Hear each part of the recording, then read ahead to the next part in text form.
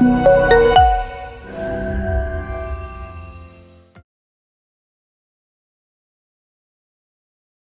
everyone, and thank you for joining us today for the second session of our HR Business Masterclass series with Heartland.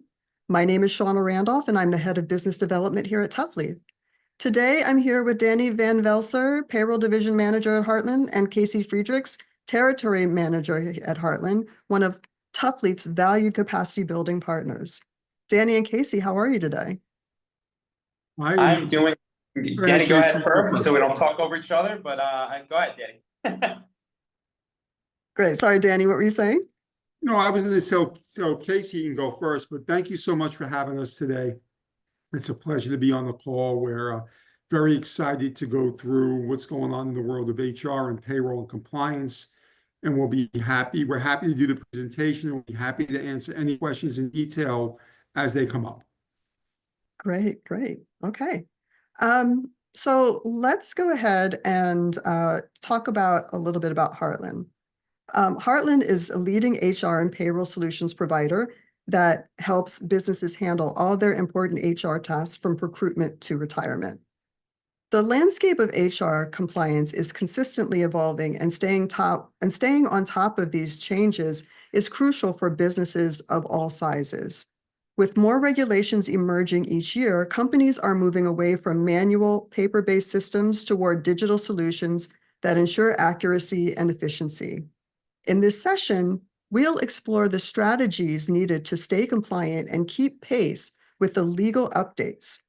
We'll cover topics like securing electronic employee records and creating a comprehensive employee handbook to foster clarity and consistency across your organization.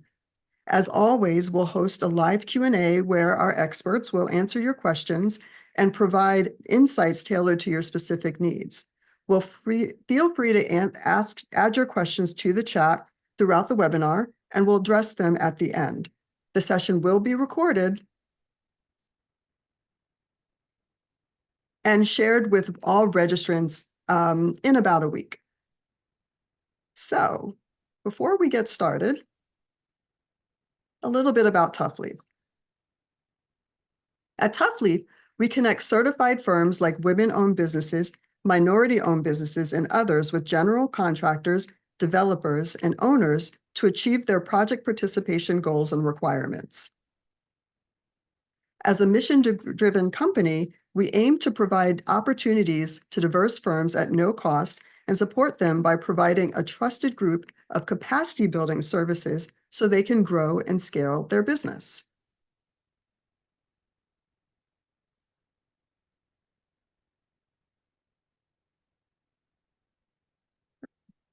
So how can you get the most out of working with us? First, if you haven't already, please visit our website, toughleaf.com, sign in, and verify your profile on our platform. That way we can be sure to send you relevant opportunities in your area absolutely free.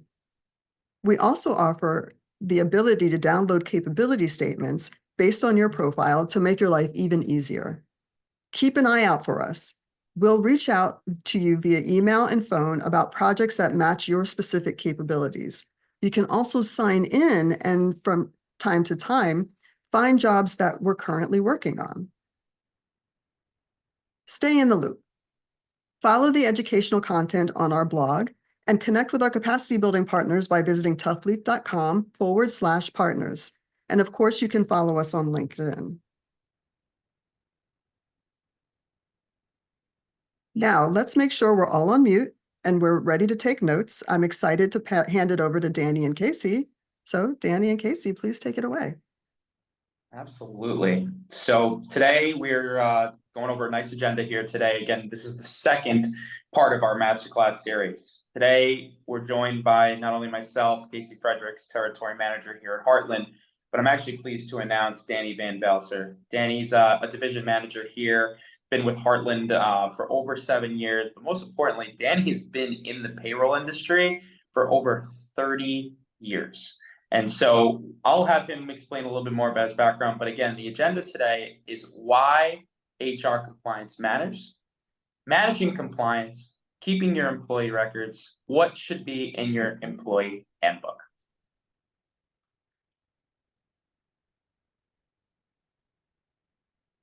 Danny, if you want to go ahead and give a little overview on yourself, and then you can kick it off, my friend.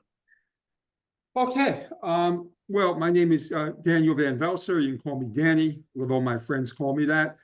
Like Casey mentioned, I've been in the payroll business for 32 years. Started in June of 1992. I've been with Heartland plus 7+ years. And what we have found out throughout all the years in the industry is how human resources and payroll is constantly changing, and it's getting ever faster. When I first started in the payroll industry, the only companies that really used an outside HR service were very huge firms. Now that's not the case anymore. Now what we have is we have companies as little as 4 and 5 employees finding the need to have HR. So the main thing is we want to ensure that your organization adheres to all legal requirements. And that's one thing that our service will do. We'll make sure that you're always compliant, not only with federal requirements, but with local and state requirements as well. We want to protect your business from potential legal risks, such as lawsuits, penalties, and we want to be able to set up safeguards so that doesn't happen. And we also want to have transparency with your business. So typically what our HR team will do when you sign up with our service is we'll do an initial interview with you to make sure you're on the right track. And we'll make sure you continue to stay on the right track throughout your relationship with us. Like I mentioned, there are constantly things changing. And unfortunately, a lot of agencies, whether it be state, local, or federal, change things all the time. It's not, for instance, everything is not always changed on January 1. We have time to prepare. Things are changed in January, July, and throughout the year. So we want to make sure we keep you compliant and keep you safe and make sure we are always staying cutting edge with your business. Okay, we can move to the next slide.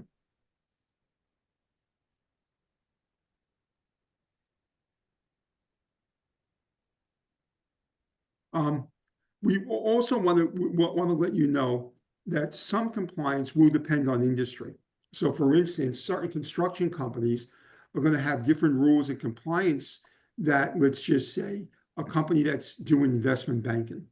So we want to let you know what all the mandate policies and law changes will be. We want to always keep you compliant and involved with your employees. And we used to say from hire to fire. Now we like to say hire to retire. So not only will we make sure and help you onboard a new employee from the beginning, we'll make sure we manage that employee throughout their cycle and time at your company.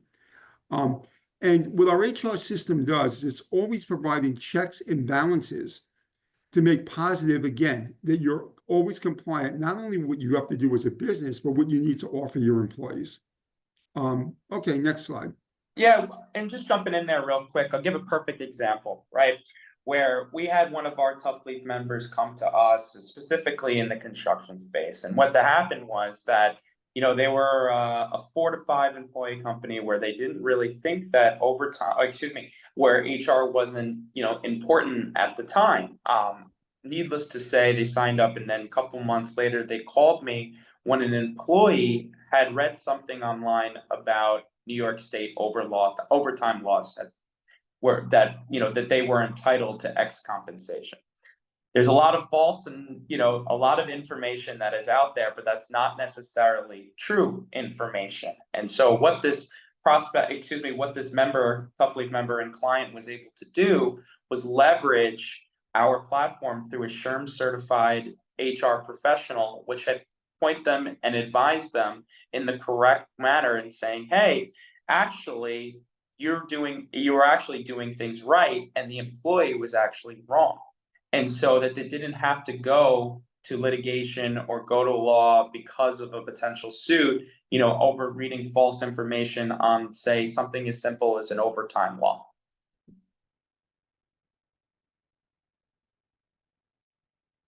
Danny, I think you're on mute. Apologize. Let me just jump in on that because I do love to give real life stories. It also goes to making sure we classify your employees correctly. So way back when I was with Paychex, I had a client that was paying a manager a straight salary. And he called up, he did not want our HR service. He felt he didn't need it. He had about 20 employees and said, do I have to pay my manager overtime? They're on salary. I said, well, you should really be on their HR service, but I'll do some research for you. And depending on what their job task is actually described as and what they're actually doing each day would depend on whether they would be eligible for overtime or whether you can pay them salary at all. You may have to pay them an hourly rate. So I did the research and we determined that that employee is not only eligible for overtime, but should be eligible for being paid hourly plus overtime. Unfortunately, the client did not want to listen to our advice, was not on our HR service.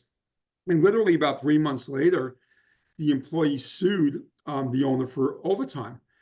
Now, what ends up happening is not only as a business owner are you responsible to pay any back wages that weren't paid correctly or were not paid at all, you're going to now be responsible for the taxes on those wages as a business owner, plus any penalties and interest that the Department of Labor would levy against you as a business owner. So typical example is as you're hiring people and as the law is ever changing, our HR service will make sure we classify your employees correctly to keep you out of situations like that.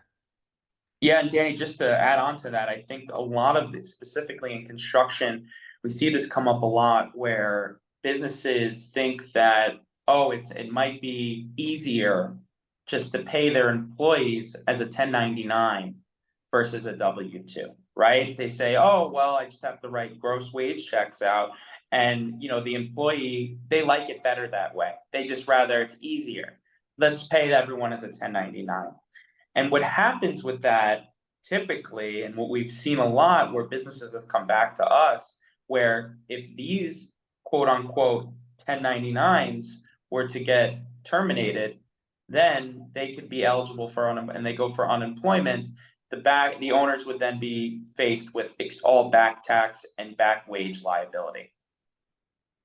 That is a great point, Casey. It's another example of being responsible for the tax on an employee that they should have paid the whole time, plus any penalties and interest, and plus it'll add to the business owner's unemployment rate, where the unemployment would now balloon up because you filed a return incorrectly. So again, when you're on one of our services, we make sure we're constantly monitoring your employees to make sure they're classified correctly and you're paying them correctly, and then we're just keeping you as a business owner in full compliance. So we can move, if you want, to the next slide.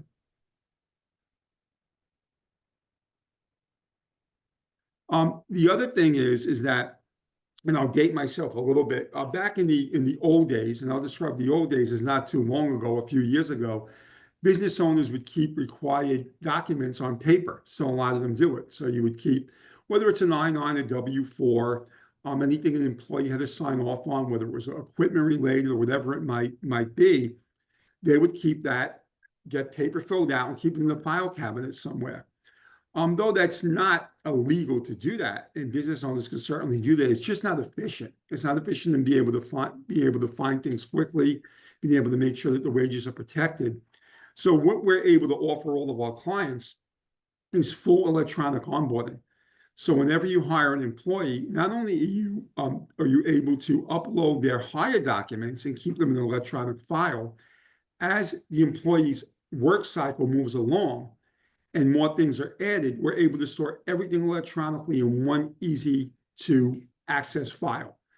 And that is, again, part of just that is actually part of our basic service, which we offer to all of our clients to make sure that we're keeping them organized and compliant. In case, I don't know if you want to add to that, because you're out there directly in the field dealing with this and dealing with the changes of having everything electronically onboarded and stored, as opposed to the way it was just a few years ago where people would just fill out things on paper and keep it in a file somewhere.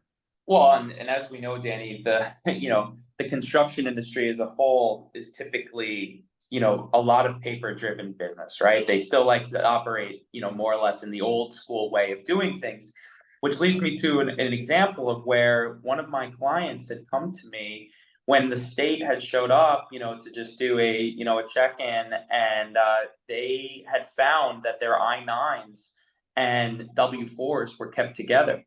And they had no clue that this was a big problem and that they were actually subject and fined due to keeping I-9s and W-4s together in the same filing cabinet, in the same file together. So this is a perfect example of someone, again, just pure just pure ignorance. They didn't know that these documents had to be separated and kept, in separate departments. And so we were able to obviously help them, mitigate this, put this in in the vault and into the cloud and be secured separately. And so that these fines would never be, would never happen ever again. Something as simple as that. If I can add to that, actually, my family owns a construction supply business, electrical supplies. It's a women-owned business. I'm out on Long Island, and my sister, my cousin, my aunt works there. They have employees, and I always made sure they stay compliant. They've been with me wherever I've been. I worked at Paychex before I came to Heartland for 20 years. I own my own service bureau, so I always kept them compliant. And my aunt and sister would tell me, is this a little bit of overkill? We'll do it if you tell us to do. I'm like, it's never overkill. And about 2 years ago, the Department of Labor walked in on them and just did a spot audit.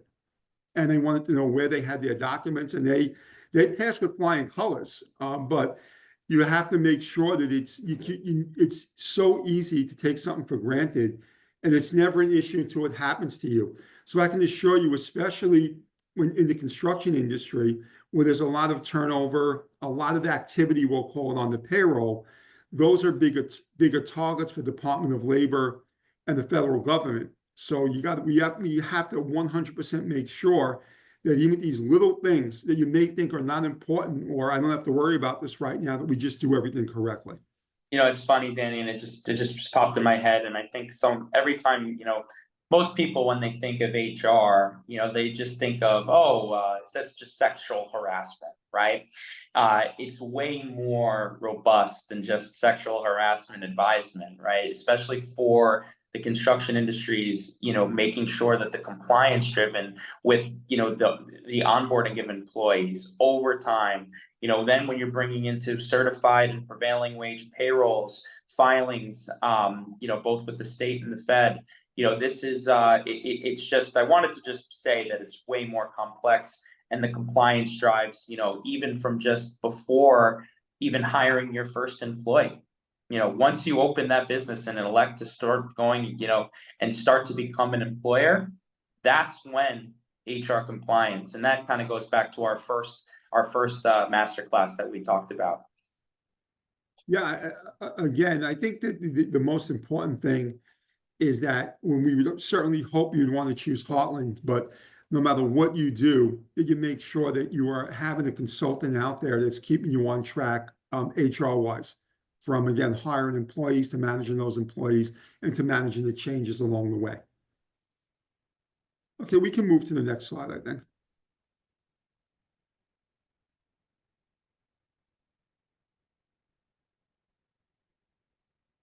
Casey, you want to take this one, or you want me to take this one? I don't know if You want can to go keep back. rolling, but this is such an important this is the crown jewel here. Employee. That's why I gave it to you, because I know how important it is to have a handbook. But go ahead, and I'll jump in as well. Go ahead. You keep it rolling. I'll chime in. Okay, so one of the things that you should definitely do, so we talked about all these requirements and all these things you should have, is one thing that's essential is that you put everything into a handbook. We do that for all of our clients on HR. So what should be in a handbook? I'm not necessarily going to follow the writing here on the screen, Casey. I'll let you jump in on that. But the reason why you should have a handbook is it fully protects you. So what should be in it? What should be in a handbook is all the laws that are required based on where you're doing business. So if you're doing business in 2 counties, one county may have different laws than another county. For instance, what needs to be on a check stub, or what needs to be on a what needs to be an employee has to sign off on, and certain equipment you might give them, and things like that. But more importantly, I think what it does is, again, it's one central thing that the employee signs off on as the business changes along the way. So as you know, I mentioned earlier that some agencies change rules midstream. So not only are we going to inform you as a client, we're going to put it in your handbook as well and have the employee sign off on it. So I think it's extremely important, again, that we talked about why, but then again, what comes in, how do you protect yourself? So you protect yourself by having everything documented. Now, again, back in the old days, not too long ago, every handbook was on paper. So literally what you had to do is something changed mid-year, would send you a paper update, like an addendum the employee had to sign off on. Now everything is electronic.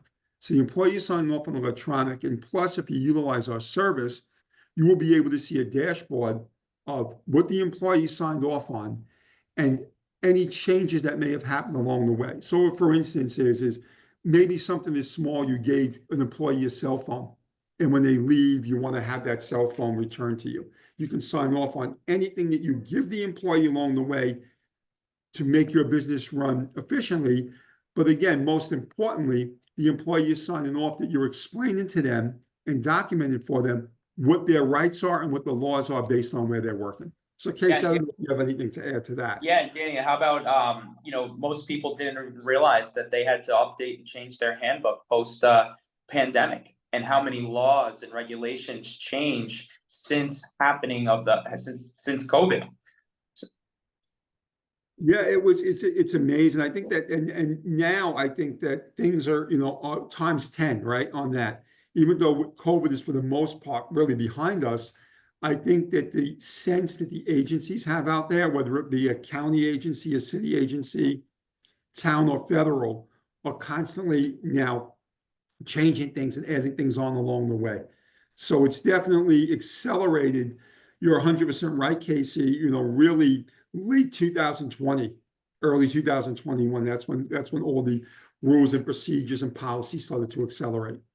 Yeah, and some of the big ones down below, right, when it comes to hiring, attendance, payroll, right? Meal breaks, paid time off, cybersecurity, privacy, and anti-discrimination, sexual harassment, right? All of these policies that a business owner may have. And again, remember, just because, as Danny used the example earlier, the investment banking firm versus the construction company, right? There's going to be different policies and regulations per industry versus just a one size fit all, where some people they just might get a boilerplate employee handbook, but those policies that are included in that handbook might have no relevance at all to your industry. And so you want to make sure that, your industry is covered by certain clauses and policies that, again, might not be, assisted in or covered in, say, a white collar or a service-based business. And Casey, if I can add one thing to that, and this is something that I know I've seen throughout the years, is we visit a lot of businesses now that have those handbooks that they put together on their own. Maybe your company gives them access to a portal and they pay a couple of $100 and they put it together on their own. And not to scare anybody, just because it's in your handbook, it doesn't mean you're protected. And what I mean by that is you can put something in your handbook that the employee signs off on that's incorrect. So for instance, you can say, well, I'm not going to pay overtime until somebody reaches 45 hours. Well, you may have put it in, the employee may have signed off on it, but if the government agency says, nope, you're not allowed to do that, that doesn't matter. So it's important you also have a compliant handbook. And that's one of the things that obviously our service will do. Because when we do these interviews with clients all the time, so when the client signs up for our human resource service, we spend time with them. And we say, here's what you need to put in and what do you want to put in?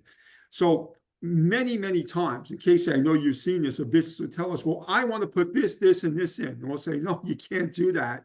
It's illegal in the county you're in, or it's illegal anywhere. So I know you want to put it in. I know this is the way you've been running your business, but it's our job to make sure you get compliant. So those are some of the things, again, that we'll do. It's more than just, it's easy to put a handbook together. Any business, like I said, can go out there and go on a portal and do that. But is it correct? And is it truly protecting you and serving its purpose? And is it updating you every single time? Like, for example, I think in New York State, I think labor laws tend to change anywhere between 8 and 12 times a year. So when that labor law does change, you're getting a notification, hey, X labor law or X overtime hour, or at, whatever the policy is that has changed is then being updated automatically, notifying you and being pushed automatically out to your updated handbook. Perfect. Okay, we can move on to the next slide.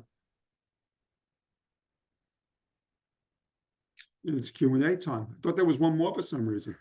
But we would love to have the opportunity to answer any questions you may have. So we'd like to be able to answer them on this call, but also if it's something that goes into more detail that we go over, Casey can also sit up one-on-one time with you to really peel back and see what you're doing and see how we can help you. Okay, so we do have a few questions.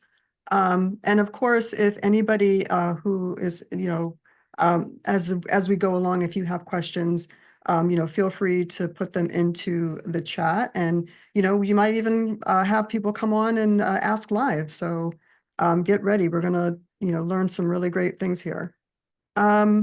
So the first one I have is, what risks do I face if I don't stay compliant? Casey, you Yeah. want to take that one? Yeah, I mean, I can start with the overview of that. It's not staying compliant is, you could be facing many penalties. And like, as Danny used the example before, where, if the Department of Labor were to stop in and do a, at glance audit, you could be facing major penalties, not only with the state or Fed, but you could be opening up yourself to lawsuits from your employees as well. And I think that if I can add on this, and again, I'll give real life examples. I had a client when I had my own business up in the Bronx, and I inherited them because of their HR issues.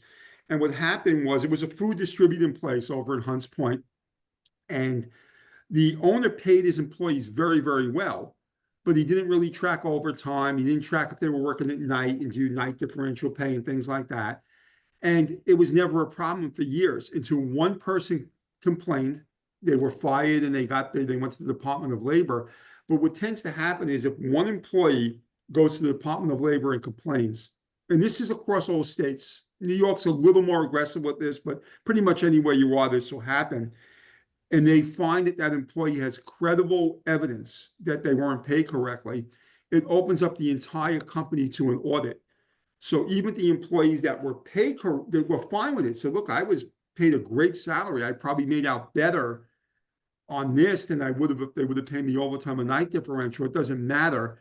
Now all of a sudden, the entire company be investigated. And again, one employee complained, but that doesn't mean you're not going to get fined for other employees that were okay with it. And it is so easy to be compliant nowadays by just allowing us to be able to help you with that. I can say one thing for sure. If you sign up for our HR service, we're not going to leave you exposed. Yeah, and it's just good to know, right, that most of the states, I would say probably about 90% of the states are employee favored states versus employer favored states. So they're going to try and protect the employee, and our job is to protect the employer. You said the burden of proof is always on the employer in pretty much almost every state. Okay. The second question we have is, how can I manage HR compliance in a way that doesn't overwhelm me, especially with all of the regulations? Yeah, again, right? That's your job as a business owner, is to be proficient in what you know, right? If you are a HVAC or a printing company or a general contractor, or that's what you know home installation, construction, right? There are companies, not just us, but there are companies out there that is what they do, is their job is to keep you in compliance. That's their expertise. So when you work with, when you outsource and you work with an HR company, their job is to do all of this for you. So it's very easy so that you don't have to be Googling and spending hours, looking up, these policies on your own. It's being handled for you at a glance. Yeah, and if I can just add to that a little bit, typically the way our service would work is anybody that comes onto our HR service will do an initial interview. So we'll make sure your handbook's compliant. We'll make changes in that. If you don't have a handbook, we'll certainly create it for you. And we'll let you know what all those policies and procedures are that you're going to need to follow. Then, like Casey mentioned, it's as simple as Heartland doing Heartland's job. So if there's a change, we'll be contacting you and saying, hey, there's a change in what you need to put on check stubs for employees. We got it. We're going to just let you know that, but the employees just sign off on that. So we're amending and updating your handbook. So we do ask you to spend a little bit of time with us initially getting onboarded. And once that happens, the ball's in our court to make sure that we keep you compliant as long as you're doing business with us. Okay. How about this one? What's the best way to keep employee records secure?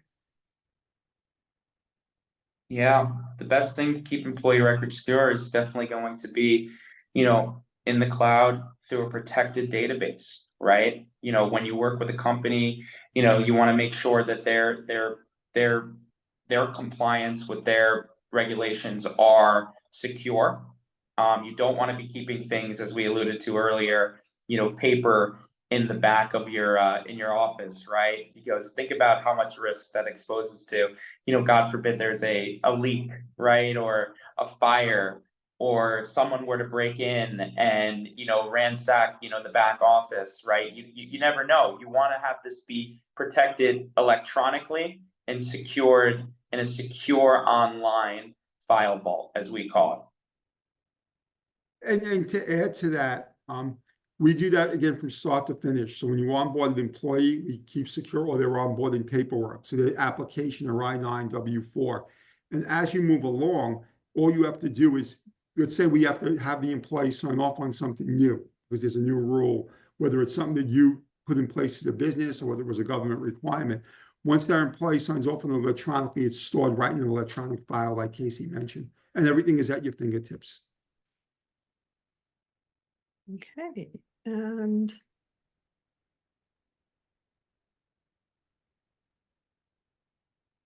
what key things do I have to include within my employee handbook? Danny, I'll let you take that one. I know you're chomping at the bit for that one. Am I? Oh, well, one thing, it depends on where you are, but you have to put in your employee handbook. Yes, there has to be a job description in there. So for that particular employee, what is their job? What exactly are they doing? Expectations within that job. So expectations can go from, if you're running late and we think this is just something that everyone should know, you have to inform us that you're running late. You have to let us know. You want to keep in there how you're going to be paying them. So what they're eligible to be paid for and what they're not. And what I mean by what they're not is if somebody punches in early, you can tell them, you can put something in place to say, no, you can't come in at 7 a.m. You don't start to 8 a.m. So you want to be able to let them know what the rules are and what they're compensated for and what they're not. The other thing you want to put in the handbook is, again, what the federal rules are and what the local and state rules are. So for instance, if they're eligible for overtime, when that would kick in. You want to keep in the handbook, if there's a schedule, where do they go and find it? How do they know when they're working that week? Where do they go and find their schedule? Who do they contact if something is wrong? They have a legitimate complaint. Do they go to their supervisor? Do they go to a higher up manager? They go directly to the owner.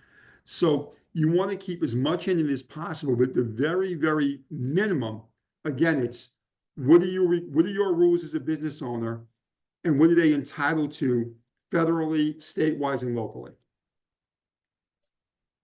Perfect. Love it.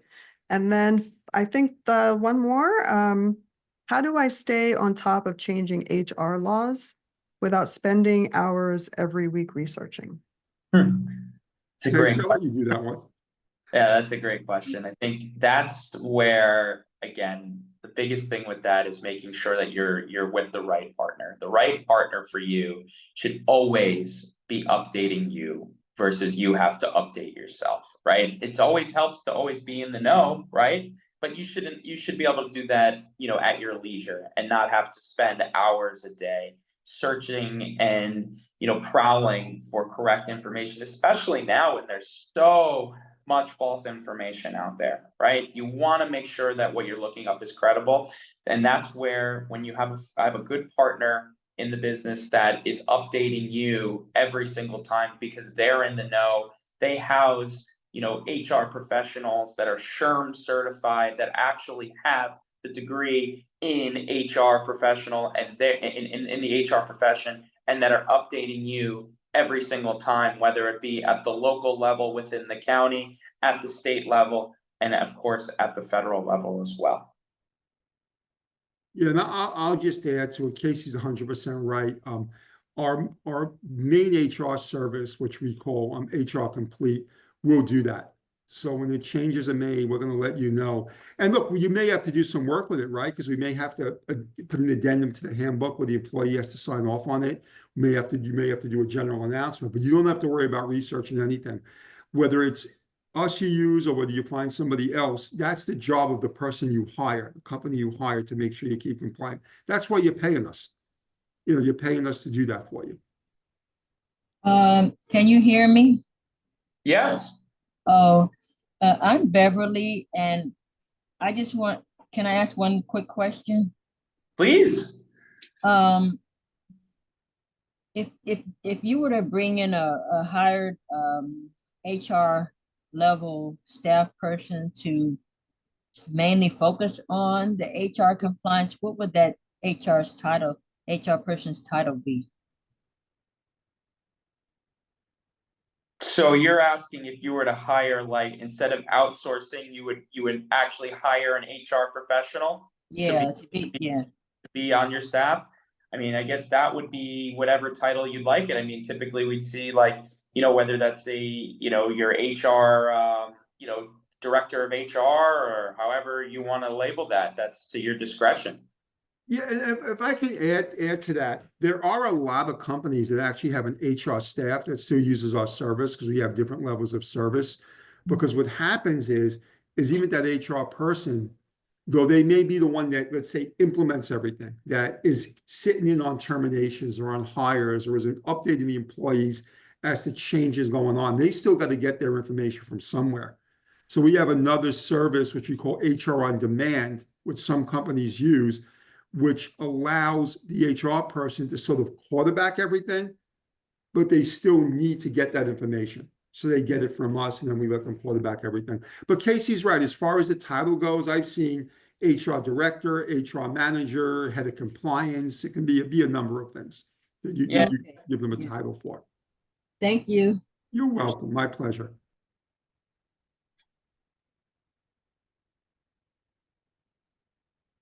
Okay, so we'll give a final call for questions.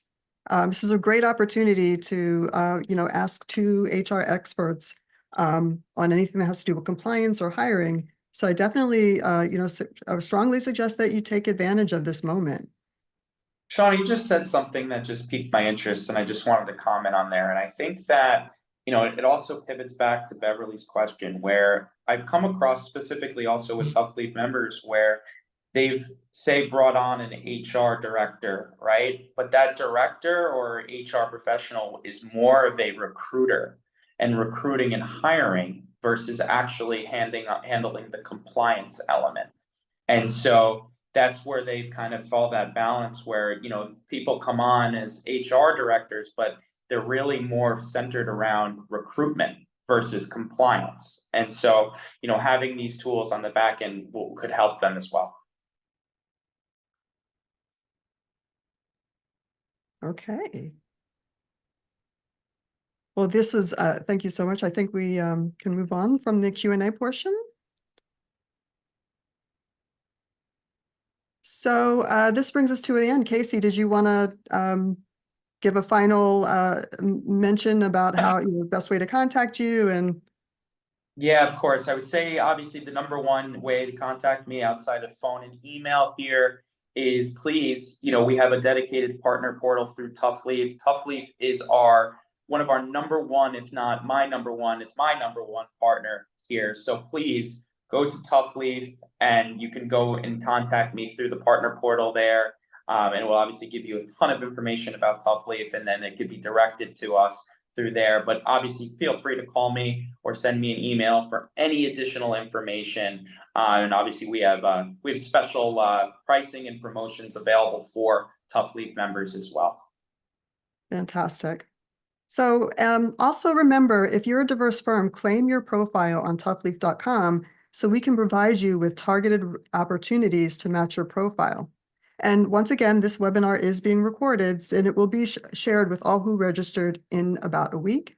And also remember, we have one final session in this HR compliance series on December 5th. So please make sure that it's added to your calendar, and then we'll come back and we'll have Danny and Casey once more, conduct that session. So thank you again, Danny and Casey from Heartland, for being here today. We look forward to helping more small, local, and diverse firms with your partnership. And then until next time, thank you for watching. Thank you so much. Thank you so much. Thanks, everybody. Bye-bye.